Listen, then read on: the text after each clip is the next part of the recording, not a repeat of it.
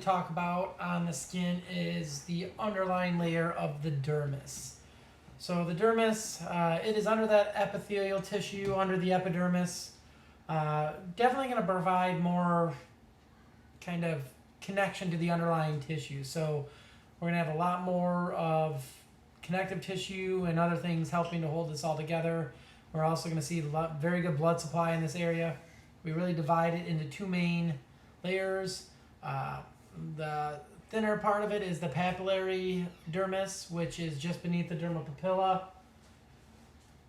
That is mainly going to be loose connective tissue, and beneath that, making up the vast majority of it, is going to be the reticular dermis, which we're going to see is going to have large amounts of dense irregular connective tissue.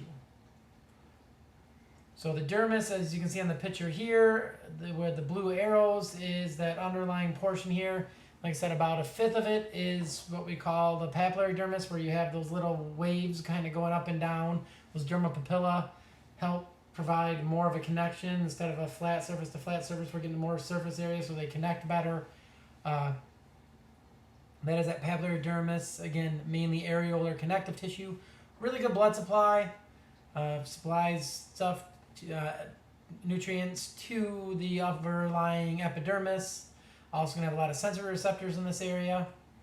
The reticular dermis is beneath that. We can see that is mainly going to be this dense irregular connective tissue. Lots of fibers in there running in a lot of different directions, which really gives that skin that protection for like pulling forces in a number of different directions. This is also going to be the area where most of the different appendages of the skin are, so those different sweat and oil glands and things along those lines. So again, in here, it is going to be a lot of connective tissue, but we're also going to have cardiovascular system here, lymphatics in this area, nervous tissue in this area, mainly in the form of receptors and nerves connecting to those receptors, giving us things like Meissner's and Pacinian corpuscles, both of which we'll talk about in the senses chapter towards the end of the semester. What we can kind of see is there is certain areas that the tissue gets pulled on in certain ways. So because of certain kind of routine stresses on the body, we are going to see that there is what we have these lines of cleavage or tension lines where certain alignment of this connective tissue comes into play. What this really kind of means is a lot of times if the skin is broken in these areas, if the skin is broken parallel to these lines of cleavage, they tend to heal much quicker and stay closer together. Where anything where you go perpendicular to that line of cleavage is going to open up a little bit more, because these connective tissue is pulling on those directions. So you can see it on the next couple ones here. So again, it's mainly because these collagen and elastic fibers in the directions they're running a little bit. And again, as you get older, due to UV damage and aging, they tend not to hold together as well, this connective tissue. So there will be more sagging and wrinkling in the skin. But you can see here with these lines of cleavage. Again, anything that goes perpendicular to lines like the one on the top here tends to open up and have more of a gape type of wound to it, where things that are parallel to it, they tend not to open up as much and tend to heal a lot quicker. This a lot of times is used in surgery, determining like how they're going to do the external incision in the body. And a lot of times they think about these different lines of cleavage with that. Beneath the dermis is going to be what we call the subcutaneous tissue or hypodermis. Going to have some areolar connective tissue, definitely a lot of adipose tissue in this area. Helps insulate the body, provide padding to the body, again, helping anchor this to the rest of these structures. If you ever have a subcutaneous injection with a hypodermic needle, it is, again, putting it into this area. So this shows you these main different layers of the skin. So again, epidermis being those different layers of epithelium at the surface, no blood vessels. Dermis, the papillary and reticular layers. And then the subcutaneous tissue, which is not technically part of the skin, but we kind of talk about it with this. Those are the three main layers we need to worry about with the integumentary system. So what we're going to finish off this one talking about is we're going to take a look at some of the different appendages that we see in the skin. So we'll talk about the glands first here, and then we'll come back and do the last couple things here, along with some homeostatic control of body temperature. in the last video. So sebaceous glands is kind of the fancy way of saying an oil gland. These are exocrine glands that provide that secrete something called sebum. If you've ever had a lotion with lanolin in it, it is actually sheep sebum, which they kind of get off the wool and clean.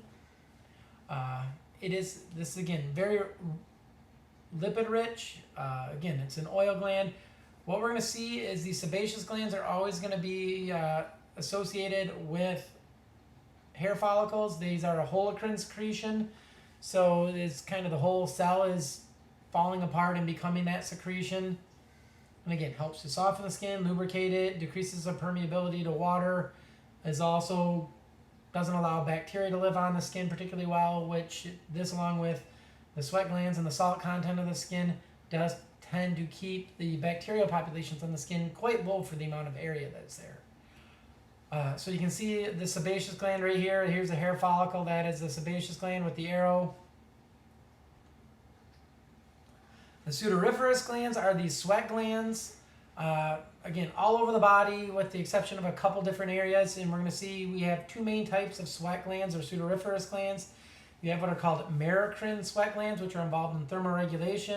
And then you also have apocrine sweat glands, which become more active at puberty and likely play a role in attraction and in pheromones, honestly. So the merocrine sweat glands, again, found all over the body with the exception of just a few areas. Obviously on the hands and soles of the feet, very prominent on the forehead. If you've ever been out on a hot day, you kind of get an idea where these merocrine sweat glands are at. These are a coil gland at the bottom that has a duct that goes up to the surface. Again, not associated with a hair follicle on these ones. And really what these are doing is they are providing thermoregulation through the release of sweat. When you evaporate that sweat, it's going to draw heat away from the skin. If we have the blood coming close to the skin, we can draw heat out of the blood, and it's a way for us to cool the body. One of the things you kind of see, humans, we have very large brains for our body size. The other thing that we're particularly good at, because we don't have a lot of hair, is we are probably one of the better thermoregulatory species, and especially when it comes to sweating, we are pretty much champs of the animal world when it comes to sweating and thermoregulation that way. Again, this merocrine sweat is mainly water, going to have salts and a few different acids in there. Does help create kind of a salt and acid mantle on the surface of the body. Again, helps to limit the bacterial population on the surface of the skin.